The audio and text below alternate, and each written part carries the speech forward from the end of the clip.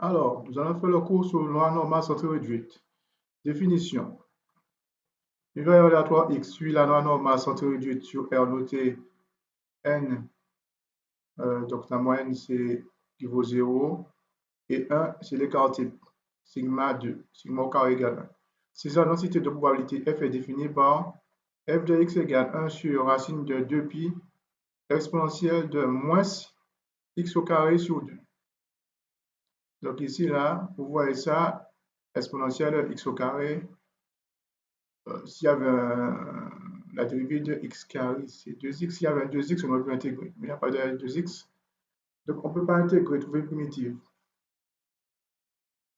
Alors, remarque, on admet que f définit bien une densité, c'est-à-dire que l'aire comprise entre l'axe des abscisses. Donc, c'est ça. Donc, voici la courbe, hein, f. Donc, c'est une forme de, voilà, de Dodan. Donc, l'aire comprise entre l'axe des abscisses et la courbe,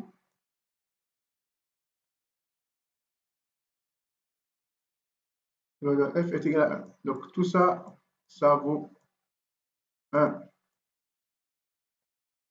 La fonction f qui a x associe 1 sur racine de 2pi exponentielle de moins x carré sur 2 est dérivable et positive. Donc, on admet ça. Bon, positif, c'est évident, puisque l'exponentielle, là, c'est toujours positif. Et vous avez un facteur qui est positif, donc c'est positif. Et symétrique par rapport à l'axe des abscisses. Donc, c'est symétrique, là. Donc,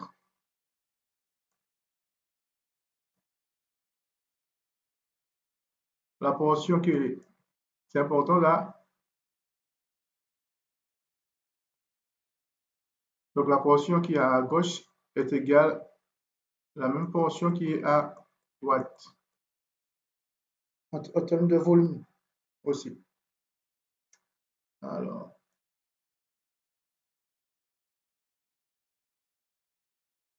la probabilité que x compris entre A et B, entre A et B est le domaine coloré sur-dessus, ou en violet. Après, la probabilité que x, quand x soit inférieur ou égal à A, est le domaine coloré sur-dessus. Donc, c'est de moins l'infini à A et entre la courbe et la verticale qui est là. Donc, c'est ça. Il n'est pas possible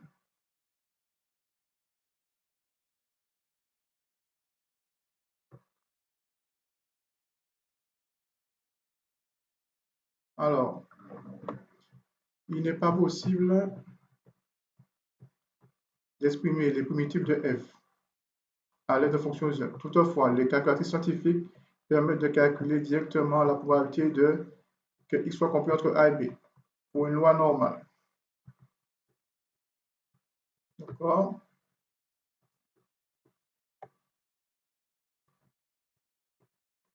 Propriété. Si x suit soit x suit une valeur aléatoire qui suit la loi normale centrée réduite et alpha est réel quelconque, la probabilité que x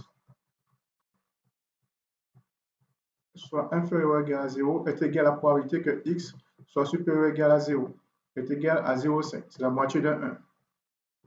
Donc, on voit ça, c'est surtout ce schéma-là.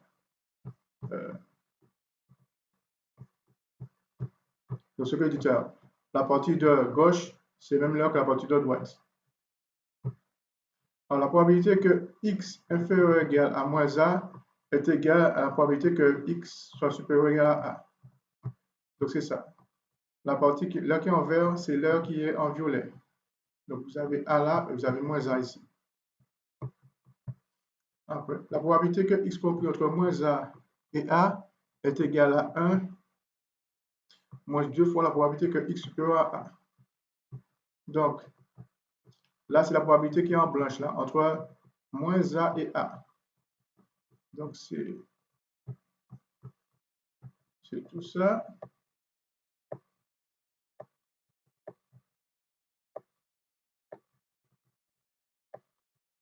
Donc, ça fait l'air total 1 moins 2 fois l'air qui est en violet. Puisque l'air qui est en violet, c'est l'air qui est égal à vert. Donc, aussi, voilà. Et là, voilà. Maintenant, pour expliquer que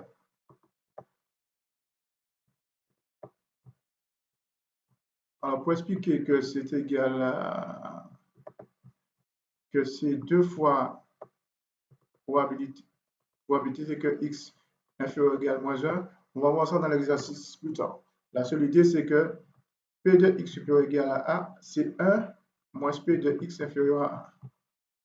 C'est tout.